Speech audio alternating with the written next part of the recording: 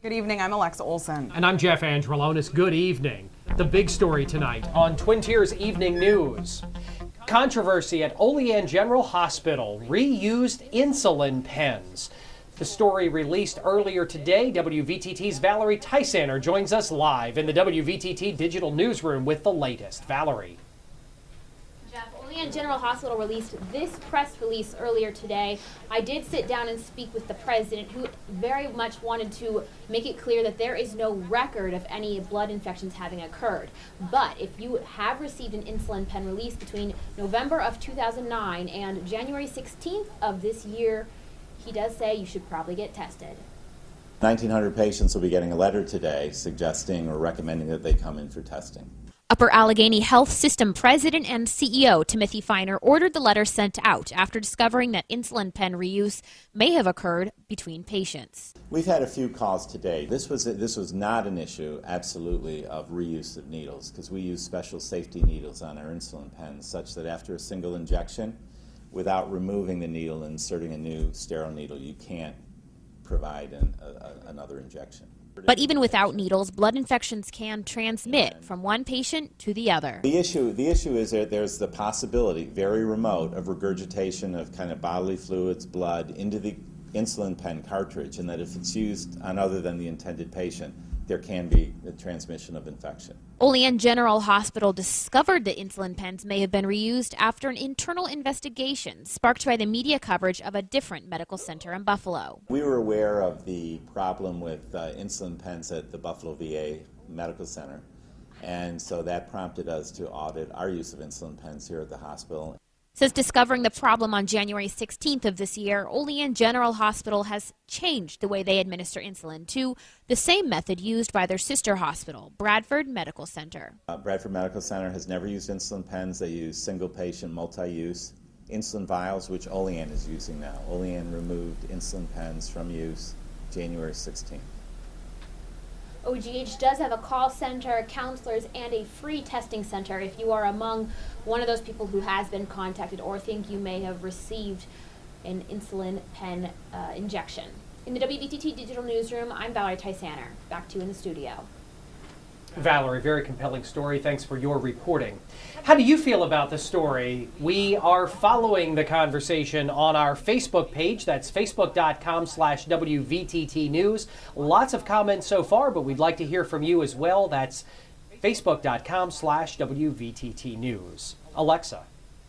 Jeff, another major story making headlines across the world. Major changes are coming for women serving in the Army and the Marines. The Pentagon is lifting its ban on women in combat. Ed Payne has the story. Defense Secretary Leon Panetta will make the announcement today. The Pentagon is opening direct combat jobs to women. Women are already serving and dying overseas. Many of them have been drawn into battle because there are often no clear front lines. At least 130 female troops were killed in Iraq and Afghanistan, and more than 800 were wounded. Women already serving in the military think the decision is long overdue. We've got a bunch of strong, capable, awesome women who can, take any challenge that's thrown at us. Critics say women won't be able to meet the physical requirements, and it could weaken the military. Illinois Congresswoman Tammy Duckworth, an Iraq War veteran, believes women should be given a fair shot. But if they can meet the standards, then we've just gained another soldier who is willing to serve this nation and willing to lay their lives down in a combat role, and that's good for our military. Not every combat position will open all at once. The new policy will be implemented over the next 3 years, and branches can ask for specific exemptions. I'm Ed Payne reporting. WVTT spoke with Ron Peters from the Bradford VFW, who says he has mixed emotions about this, and we are going to be speaking with him later on tonight, so you can hear that interview on Twin Tiers Morning News with Josh Hatcher, and then again it'll be on our website, twintiersnews.com. Jeff. An arrest has been made in connection with the shooting of a Rochester soldier at a military base in Alaska on Christmas Day. The accused is 23-year-old Army Specialist Marshall Drake, who allegedly killed 25-year-old Private First Class Grant Wise of Fairport, New York, in their barracks in Anchorage. According to authorities, Drake was wrongfully storing his personal weapon and ammunition in the barracks where the alleged crime was committed. The Army is not releasing any details on how the shooting occurred.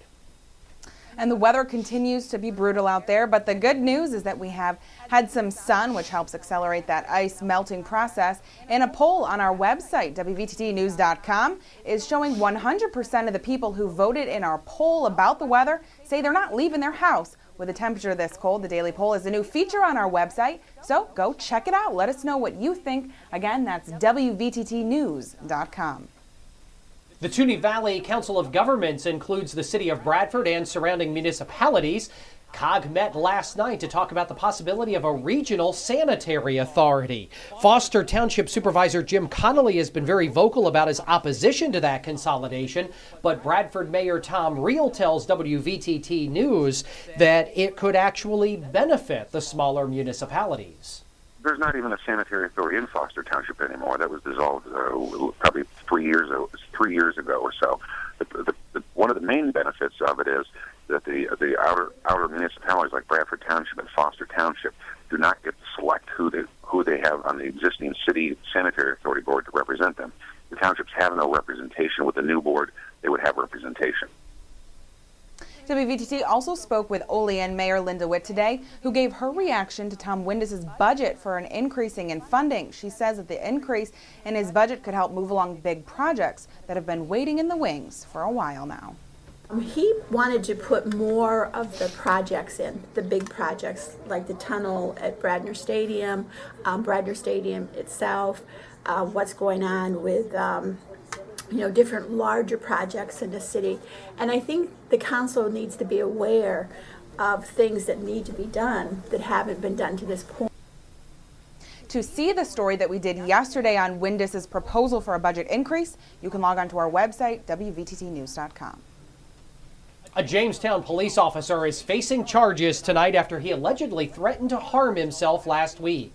Back on January 17th, Ellicott police were called to a home on Baker Street Extension and found off-duty officer Michael Bush armed with a gun and threatening to shoot himself. Officers spoke with Bush and convinced him to seek medical attention. He's been charged with second-degree obstructing governmental administration for not listening to police orders. Bush has been placed on leave from the Jamestown police pending a review. The Cattaraugus County Jail will soon be getting some security overhauls. A contract with Labella Associates of Rochester has been extended to replace locks on jail cells and install new video monitoring systems. It was software problems that were to blame for the delayed completion of the project. The price of the upgrade, about $2.6 million. County officials say most of the old jail cell locks were broken, and because of the age, they were not able to find parts to repair them. A local company is celebrating its 60th anniversary with a bit of nostalgia. Besseker & Koss Appliances and Service in Olean is featuring displays of the appliances they would have sold when the store opened back in 1953. The store has been managed by family members for 4 generations.